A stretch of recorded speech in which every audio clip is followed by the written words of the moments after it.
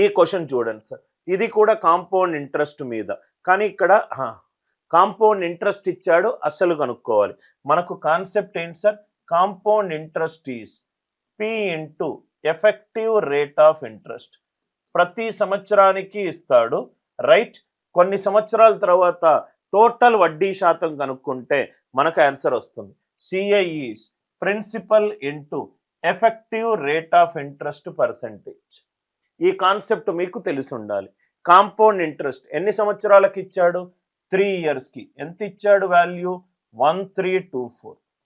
Principal మనకు తెలియదు, 10% ప్రతి సంవత్సరానికి. అట్లా మొత్తం ఎన్ని సంవత్సరాల తర్వాత నేను అప్పు తీర్చాలి, 3 సంవత్సరాల తర్వాత. 10%, 10%, 10 విత్ 10. మనము కాంపౌండ్ ఇంట్రెస్ట్ లో ఏ కాన్సెప్ట్ యూజ్ చేస్తాం sir, successive percentage concept use చేస్తాం. సక్సెసివ్ పర్సంటేజ్ అంటే 10 విత్ 10 ఏమవుతుంది, A plus B plus A into B divided by 100. A plus B plus A into B divided by 100 అంటే అదెంత, 21%. First రెండిటికి 10 తీసుకుంటే 21, మూడోది 10 తీసుకుంటే A plus B plus A into B divided by 100. A into B divided by 100. 21 plus 10 31 plus 2.1 అంటే ఎంత sir, 33.1%. 10% ప్రతి సంవత్సరానికి చేసే బదులు ఒకటేసారి అలా 3 సంవత్సరాలకు చేసే బదులు ఒకటేసారి 33.1% తీసుకోవచ్చు. 33.1% తీసుకోవచ్చు. దయచేసి క్యాల్కులేషన్ చేయకండి, చూడంగానే మనకు ఆన్సర్ వస్తుంది. 1324 దీని right most non zero digit 4. 33.1 దీని right most non zero digit 1. 1 4s are 4. Answer right most non zero digit 4 ఉండాలి. Answer right most non zero digit 4 ఉండాలి. ఆర్ యు ఆల్ విత్ మీ? కొంచెం చూడంగానే మనకు ఆన్సర్ ఈ 3 తప్పు, BCD తప్పు అని మనము ఈజీగా చెప్పగలుగుతాం. ఎలా సార్ అని అంటే 4500 దాని digital sum 9.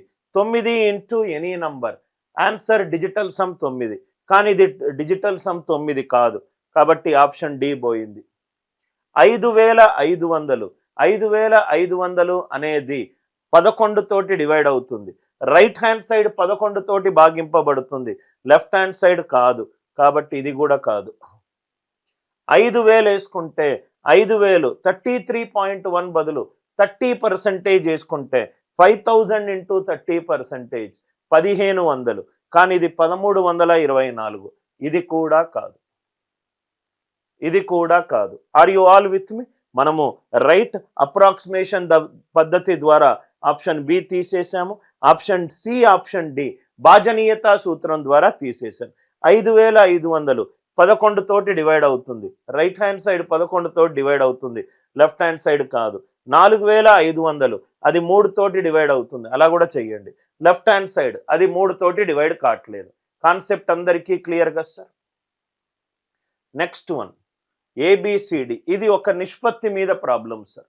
A some of X is divided between ABC and D such that the ratio of A and B, A is to B ratio 3:2, B is to C ratio 9:8, C and D ratio 4:3. 4:3. నాకు A is to B is to C is to D కనుక్కుంటున్నా. A is to B is to C is to D. A is to B ఇచ్చాడు, B is to C ఇచ్చాడు, C is to D ఇచ్చాడు. So ఈ first value కావాలంటే first వాల్యూలన్నీ నేను లబ్ధం చేసుకుంటా. 3 9ల 27, 27 4ల 108. A value 108. లాస్ట్ వాల్యూ కావాలనుకోండి, డి వాల్యూ కావాలనుకోండి, లాస్ట్ వాల్యూనన్నీ లబ్ధం చేసుకుంటా.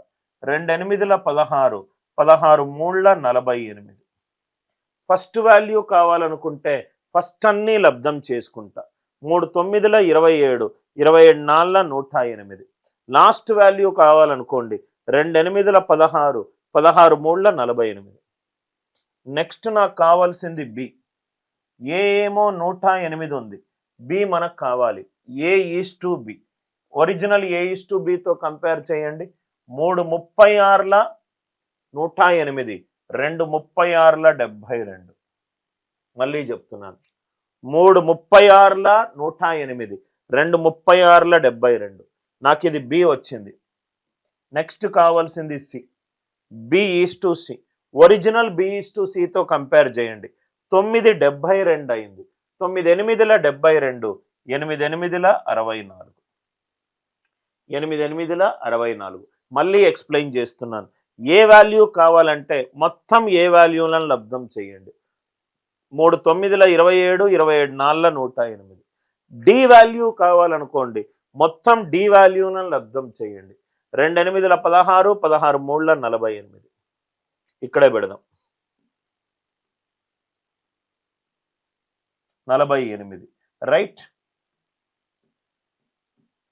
ఫస్ట్ వాల్యూ అన్ని ఫస్ట్ వాల్యూ లబ్ధం చేశాను, లాస్ట్ వాల్యూ అన్ని లాస్ట్ వాల్యూలను లబ్ధం చేశాను. 3 36ల 108, 2 36ల 72. నాకు బి ఈజ్ టు సి కావాలి. 9 8ల 72, 8 8ల 64. ఇవన్నీ 4తో డివైడ్ అవుతుంది, సింప్లిఫై చేయండి. 4 27ల, 4 18ల, 4 16ల, 4 12ల. 27 ఈస్టు 18 ఈస్టు 16 ఈస్టు 12. క్వశ్చన్లో ఏమన్నాడు? Difference between the share of B and D అన్నాడు. బి అండ్ డి 6 కాస్త క్వశ్చన్లో 708 ఇచ్చాడు. ఇది 18, ఇది 12, తేడా ఏమో 6. 6 కాస్త 708 అవుతే ఎక్స్ వాల్యూ ఎంత? ఎక్స్ అంటే మొత్తము 18 + 12 30, 30 + 16 46, 46 + 73 27, 73. Are you all with me? Now ఇక్కడ చూడండి సార్, ఇక్కడ 6 కాస్త 8 అయింది. 6 మూళ్ళ 18, 6 8ల 48. యూనిట్ డిజిట్ 3 తోటి కానీ 8 తోటి కానీ లబ్ధం చేస్తారు. 6 మూళ్ళ 18, 6 8ల 48. ఆన్సర్ని 3తో కానీ 8తో కానీ లబ్ధం చేస్తారు. 3 మూళ్ళ 9, 3 8ల 24. అంటే answer right most non zero digit. Answer right most non zero digit 4 రావాలి. Answer right most non zero digit 4 రావాలి. ఇది కాదు, ఇది కాదు, ఇది కాదు. Are you all with me? A is to B is to C is to D. 27 is to 18 is to 16 is to 12 వచ్చింది, right. నా ఇక్కడ చూడండి సార్, బి అండ్ డికి మధ్యలో తేడా 6, కానీ క్వశ్చన్లో 708 ఇచ్చాడు, రైట్. మొత్తం కూడితే ఇది 30, ఇది 46, 46 + 27 73. 6 ఏమో 8 అయింది. 6 మూళ్ళ 18, 6 8ల 48. ఆన్సర్ యూనిట్ డిజిట్ 3తో కానీ లేకుంటే 8తో కానీ లబ్ధం చెయ్యాలి. 3 మూళ్ళ 9, 9 అంటే లేనే లేదు. 3 8ల 24. ఆన్సర్ యూనిట్ డిజిట్ 4 తోటి ఉన్న ఆన్సర్ ఏంటి? 8614. దయచేసి క్యాల్కులేషన్లు చేయకండి. కాంపౌండ్ రేషియో, బహుళ నిష్పత్తి అప్లికేషన్. అందరికీ కాన్సెప్ట్ క్లియర్గా అర్థమైంది.